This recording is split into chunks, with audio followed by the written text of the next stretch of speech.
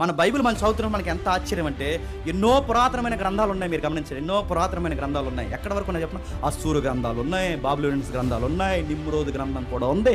అన్ని గ్రంథాలు ఇప్పుడు ఉన్నాయంటే లేవు. ఎవరైతే ఉన్నారో ఐగుప్తీయులకి గ్రంథాలు ఉన్నాయి, కానీ ఆ గ్రంథాలు ఇప్పుడు లేవు. మోయాబీలకి గ్రంథాలు ఉన్నాయి, ఆ గ్రంథాలు ఇప్పుడు పూర్తిగా లేవు. కానీ వీళ్ళన్నిటికన్నా ముందు నుంచి ఉన్న గ్రంథం మాత్రం చెప్పండి ఎప్పటికీ ఉంది. బైబిల్ వెనకాల దేవుడు ఉన్నాడని గుర్తు చెప్తున్నా. ఇన్ని తుఫాన్లు, ఇన్ని భూకంపాలు, ఇన్ని ప్రమాదాలు, ఇన్ని జాతులు, ఇంత రాజులు, ఇంత నాగరికత అంతరించిపోయినా ఏది అంతరించిపోలేదు చెప్పండి, ఈ బైబిల్ అంతరించుకోలేదు. ఎందుకంటే దీన్ని ఎప్పటికప్పుడు దేవుడు నకలు తయారు చేస్తూనే వచ్చాడు.